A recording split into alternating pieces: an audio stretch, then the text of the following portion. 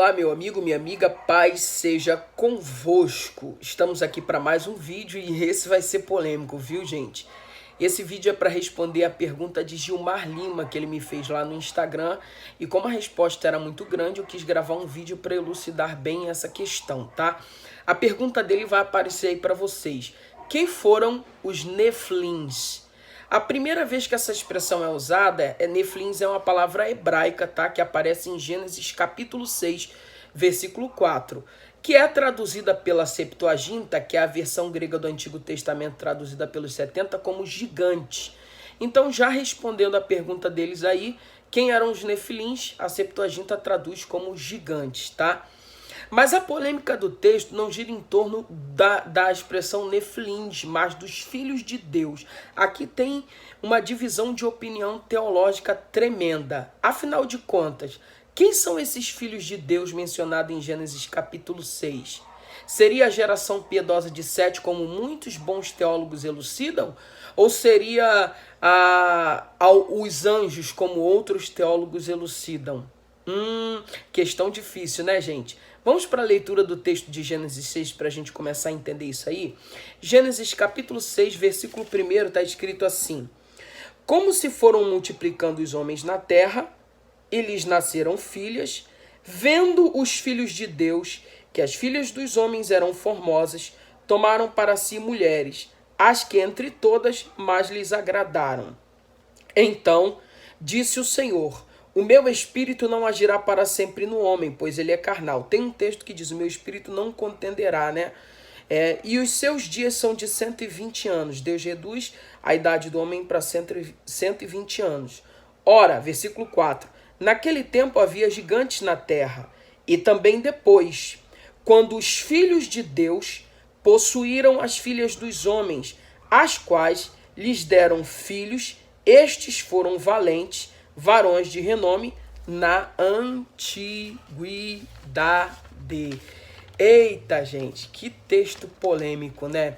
Então, como eu disse aqui, a questão não está em cima dos Nefilins, mas dos filhos de Deus. Quem eram esses filhos de Deus? Era a geração piedosa de Sete, como alguns teólogos dizem, ou eram anjos?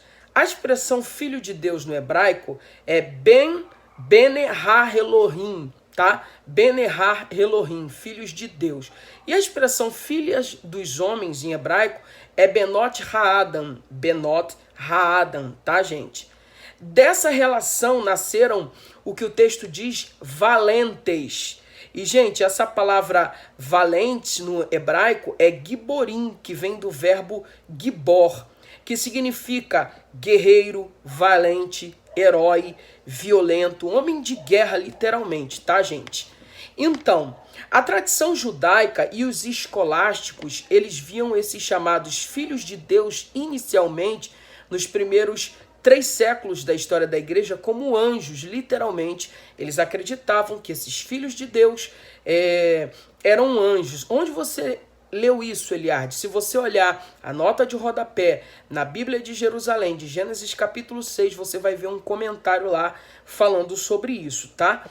Mas a partir do século IV, a igreja começou a defender que esses filhos de Deus se referia à relação piedosa de Sete, tá?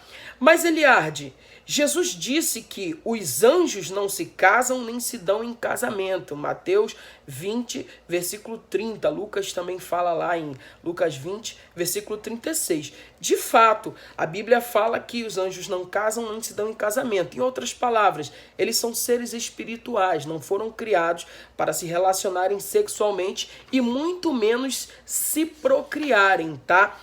Todavia, quando você vai ler o livro de Gênesis, você vai ver que os 3 anjos que visitaram Abraão, anunciando que destruiria Sodoma e Gomorra, eles estavam materializados, em outras palavras, eles estavam em figuras humanas, tá?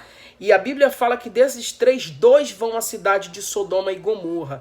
E quando chegam lá, os sodomitas queriam possuir eles, queriam se relacionar com eles. Logo, os anjos são seres espirituais, mas possuem uma capacidade de materialização. Isso é uma coisa que precisa ser muito bem elucidada aqui.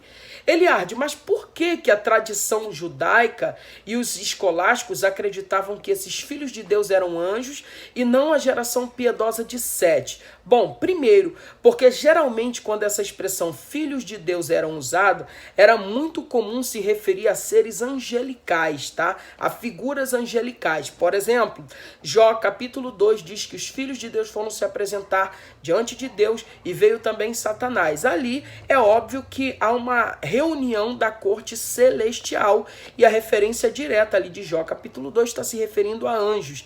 Então, geralmente essa expressão filhos de Deus eram usadas muito a anjos, mas também podem ser usadas ao povo de Israel, a outras situações também, mas era muito comum nos escritos veterotestamentários, isto é, no Antigo Testamento, se referirem a anjo. Outra citação muito interessante é quando Nabucodonosor ele vê o quarto homem da fornalha.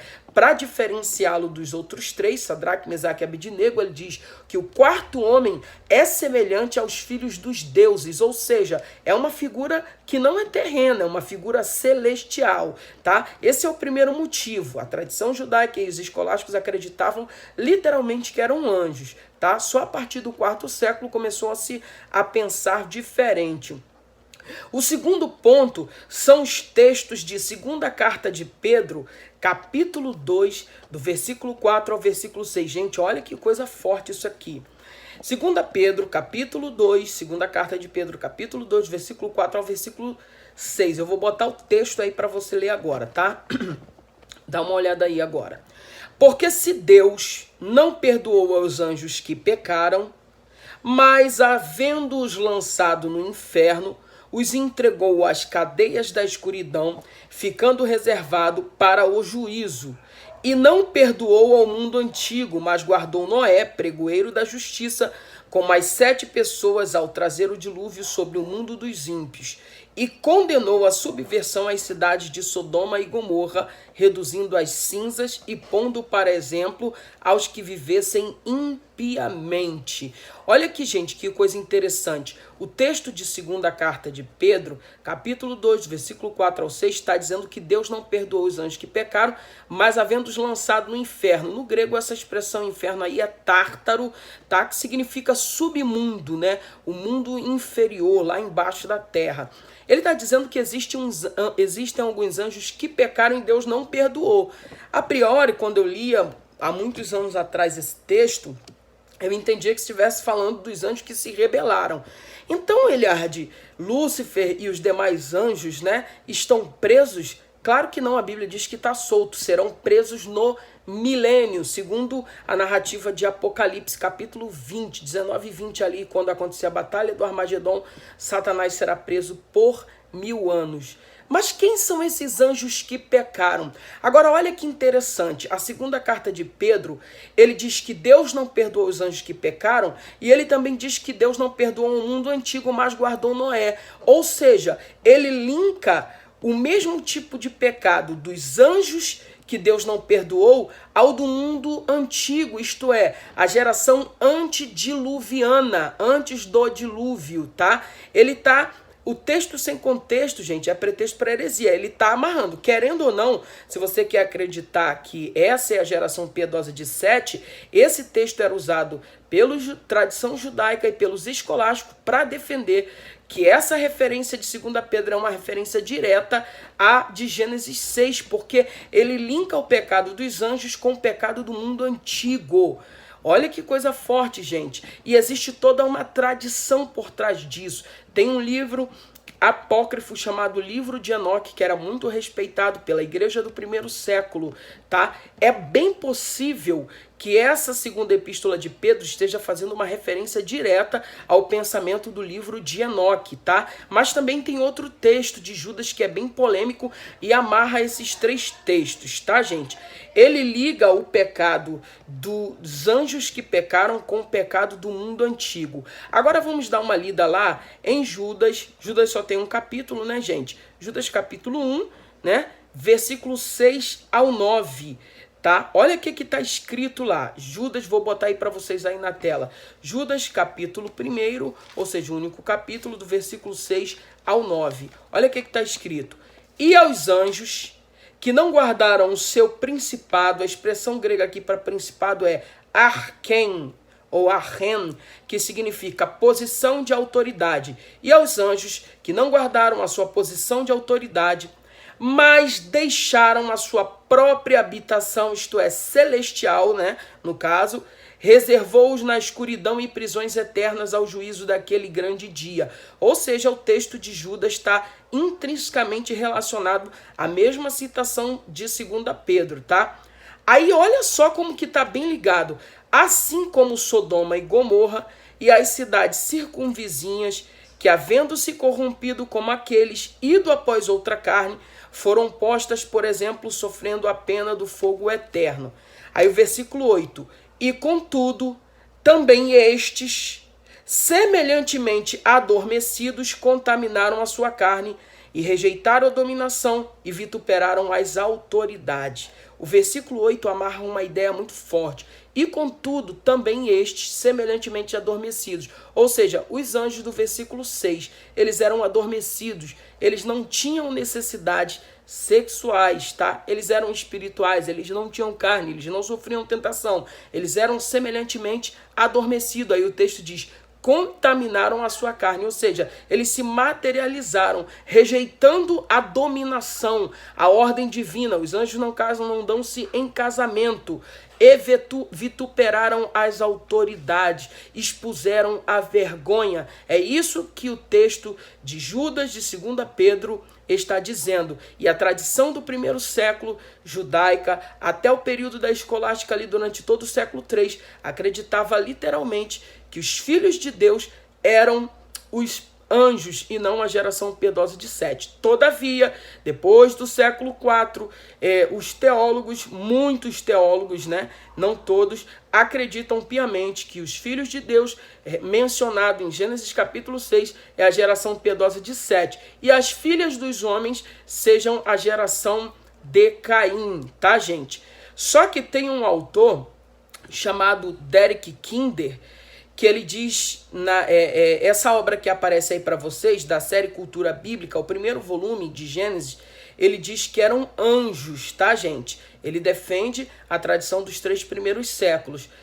Michel Graham, ele defende que tanto a segunda epístola de Judas, a segunda epístola de Pedro, quanto a carta de Judas, da série Cultura Bíblica também, esse aí que aparece aí para vocês, liga os textos de Gênesis capítulo 6. Ou seja, para Michel Graham, ele está intrinsecamente ligado os textos de Gênesis capítulo 6 e com os textos de 2 Pedro, do capítulo 2, do versículo 4 ao 6, e de Judas, né, que é o único capítulo do versículo 6 ao 9. Em outras palavras, tanto as cartas de Judas quanto a de 2 Pedro foram escritas para combater os falsos mestres que se levantaram, tá? E eles vão usar essas duas referências aos anjos que pecaram, isto é, que se rebelaram contra a autoridade de Deus. Então, gente, esse texto é um texto muito polêmico,